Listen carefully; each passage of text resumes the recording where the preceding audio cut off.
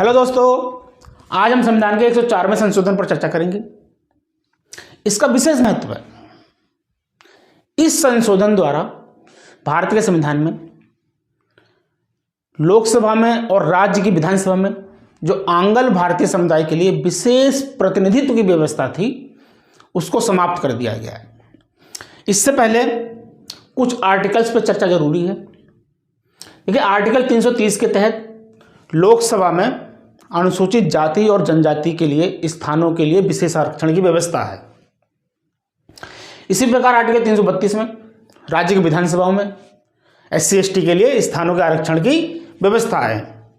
Article 331 में लोकसभा में आंग्ल भारतीय समुदाय के लिए विशेष प्रतिनिधित्व की व्यवस्था है, अर्थात भारत का राष्ट्रपति 2 आंग्ल भारतीय समुदाय के सदस्यों को लोकसभा में मनोनीत कर सकता है। इस प्रकार राज्य की विधानसभा में आर्टिकल 333 के तहत राज्य का राज्यपाल 1 आंग्ल भारतीय समुदाय के सदस्यों को राज्य की विधानसभा में मनोनीत कर सकता है।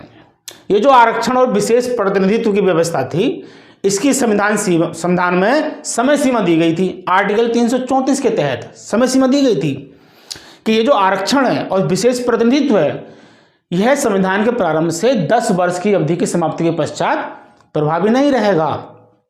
लेकिन इस अवधि को बार बार बढ़ाया गया, 10 वर्ष बढ़ाया गया, हर बार 10 वर्ष बढ़ाया गया। लेकिन 104वें संशोधन द्वारा आर्टिकल 334 का संशोधन करके खंड के और खंड ख जोड़े गए हैं। खंड के अनुसार अनुसूचित जाति और जनजाति के लिए जो आरक्षण है लोकसभा और राज्य विधानसभा में, यह संविधान के प्रारंभ से 80 वर्ष की अवधि की समाप्ति पर प्रभावी नहीं रहेगा। 80 वर्ष का मतलब है 2030 तक है। यानी ये जो आरक्षण SC/ST के लिए जो है लोकसभा और राज्य की विधानसभा में, ये 2030 तक तो प्रभावी रहेगा, उसकी अवधि की समाप्ति के पश्चात प्रभावी नहीं रहेगा। अब खंड ख की बात करते हैं। खंड ख में जो आंग्ल भारतीय समुदाय के लिए जो विशेष प्रतिनिधित्व की जो व्यवस्था है वो संविधान के प्रारंभ से 70 वर्ष की अवधि के पश्चात प्रभावी नहीं रहेगी। इसका मतलब 2020 में इनका जो विशेष प्रतिनिधित्व है वो समाप्त हो गया है। इस पे एंग्लो इंडियन समुदाय की हम परिभाषा पर भी चर्चा करते हैं। कोई कंफ्यूज करता है कि आखिर ये लोग हैं कौन।